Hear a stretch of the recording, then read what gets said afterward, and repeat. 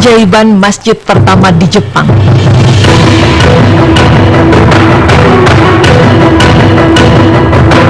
Pemirsa beriman, bencana atau musibah yang diberikan oleh Allah memang tidak dapat kita ketahui kapan datangnya. Hanya Allah lah yang Maha tahu dan mengatur semuanya.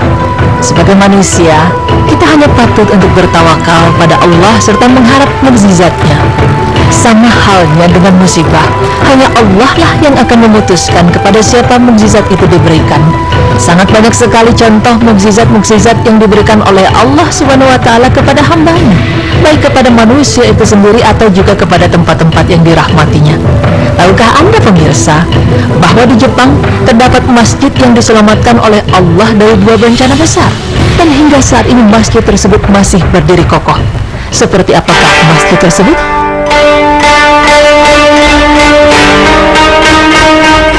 Ya, masjid ini adalah Masjid Kobe, atau yang dikenal dengan Masjid Muslim Kobe. Masjid ini adalah masjid pertama yang didirikan di Jepang. Kobe diambil dari nama kota tempat berdirinya masjid ini. Masjid yang didirikan pada bulan Oktober 1935 ini sempat ditutup oleh Angkatan Laut Kekaisaran Jepang pada tahun 1943, namun kini kembali aktif digunakan sebagai tempat ibadah umat muslim. Arsitektur dari masjid ini dibangun dengan gaya tradisional Turki oleh arsitek asal Ceko Jan Josef Savar, yaitu arsitek yang juga membangun sejumlah bangunan peribadatan barat di Jepang. Masjid Kobe ini memiliki ruang bawah tanah dan struktur bangunan yang sangat kuat, sehingga masjid ini dapat selamat dari 2 bencana hebat yang melanda Jepang. Pemirsa, sebelum kita menelusuri lebih dalam mengenai keajaiban masjid ini, alangkah baiknya kita telusuri terlebih dahulu bagaimana sejarah peradaban Islam di negeri matahari terbit ini.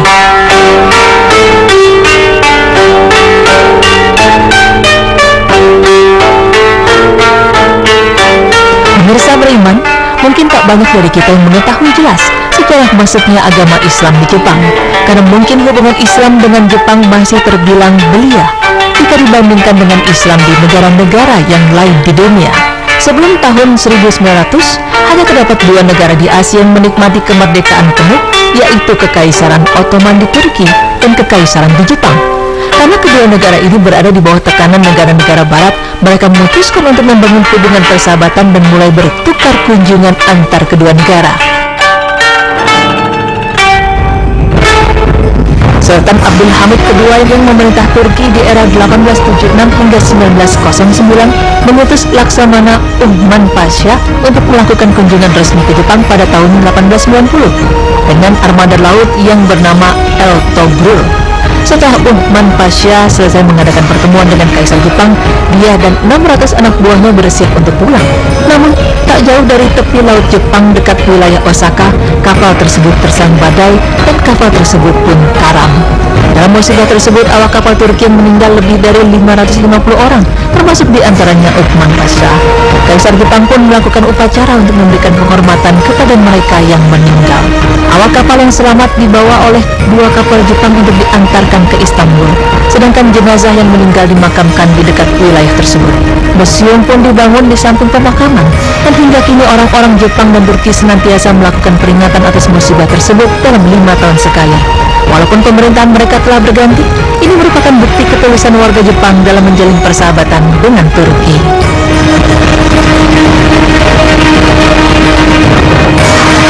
Setahun setelah kejadian tersebut, seorang jurnalis Jepang, Oso Taranoda, dengan sukarela mengumpulkan sumbangan dari Jepang untuk diberikan kepada seluruh keluarga yang tertimpa musibah kapal karam tersebut.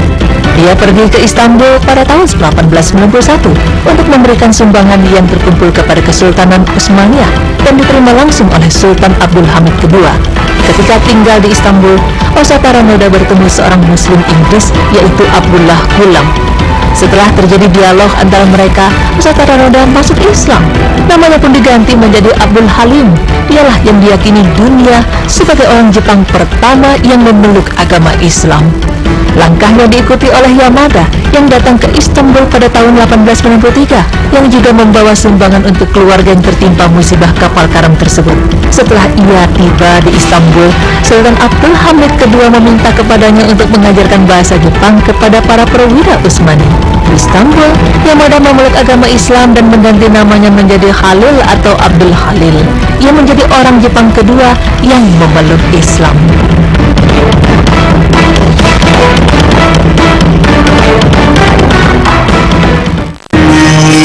Muslim Jepang ketiga adalah Ahmad Ariga.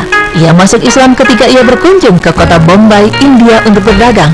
Pandangannya senantiasa mengarah pada sebuah masjid dan akhirnya ia memeluk Islam di masjid tersebut. Setelah itu ia kembali ke Jepang dan menjadi seorang pendakwah serta ikut bergabung dalam salah satu kelompok yang berusaha menerjemahkan Al-Quran ke dalam bahasa Jepang. Pada masa tersebut, para pedagang muslim dari India menetap di seluruh wilayah Tokyo, Yokohama, dan Kobe. Mereka adalah komunitas muslim pertama yang menetap di Jepang. Dengan pembentukan komunitas-komunitas muslim ini, beberapa buah masjid telah didirikan. Masjid yang paling penting diantaranya ialah Masjid Kobe. Dan kini, ketika Jepang menjadi salah satu tujuan pendidikan, usaha, dan wisata yang populer, banyaknya pekerja, pelajar, dan wisatawan muslim turut mempengaruhi perkembangan Islam di sana. Nah pemirsa, lalu seperti apa kisah dari Masjid Kobe yang diselamatkan dari dua musibah besar ini?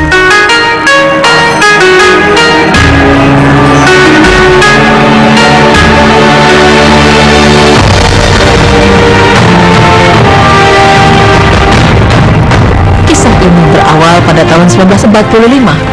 Saat itu Jepang terlibat Perang Dunia Kedua. Serangan Jepang ke atas pelabuhan Pearl Harbor di Amerika telah menyebabkan kerajaan Amerika memutuskan untuk menjatuhkan bom atom pertama dalam dunia peperangan. Dua kota di Jepang, yaitu Hiroshima dan Nagasaki lah yang dijatuhi bom atom tersebut. Tak ketinggalan, kota Kobe juga menerima dampak serangan pengeboman dari Amerika. Walaupun kota Kobe tidak dibom dengan bom atom, namun kota Kobe juga menjadi hancur lebur. Ketika bangunan di seluruh kota Kobe rata dengan tanah, Masjid Muslim Kobe masih berdiri tegak. Masjid ini hanya mengalami keretakan pada dinding luar dan semua kacanya pecah. Bagian luar dari masjid ini juga menjadi agak hitam karena asap serangan bom. Tentara-tentara Jepang yang berlindung di ruang bawah tanah masjid berhasil selamat dari ancaman bom. Begitu pula dengan senjata-senjata yang disembunyikannya. Kemudian masjid ini pun menjadi tempat untuk berlindung. Pasca Perang Dunia Kedua, kerajaan Arab Saudi dan Kuwait menyumbang dana untuk merenovasi Masjid Kobe dengan skala yang besar. Dari mulai kaca-kaca jendela, lampu hiasan gantung yang mewah, hingga sistem pengatur suhu bilik pun dipasang di masjid ini.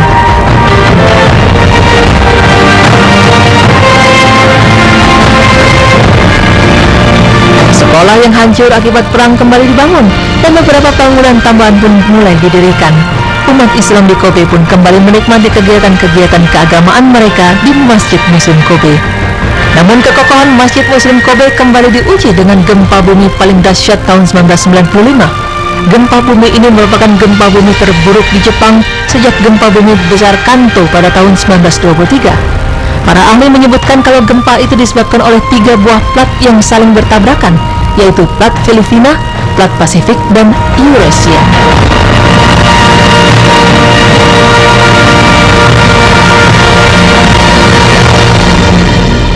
Gempa berkekuatan 7,2 skala Richter ini menewaskan 6.433 jiwa, 27.000 korban luka-luka, dan ribuan gedung di kota tersebut hancur hanya dalam waktu 20 detik.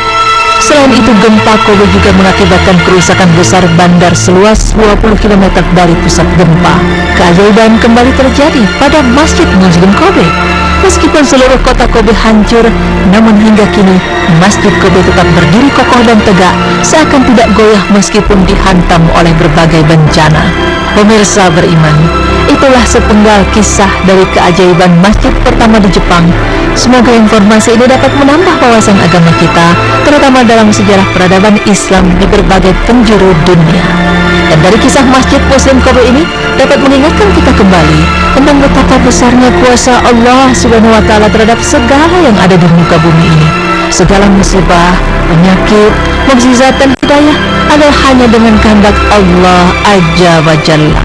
Semoga dengan ini kita semakin meningkatkan keimanan kepada Allah Subhanahu wa Ta'ala, sehingga kita senantiasa dapat terbebas dari segala mara bahaya.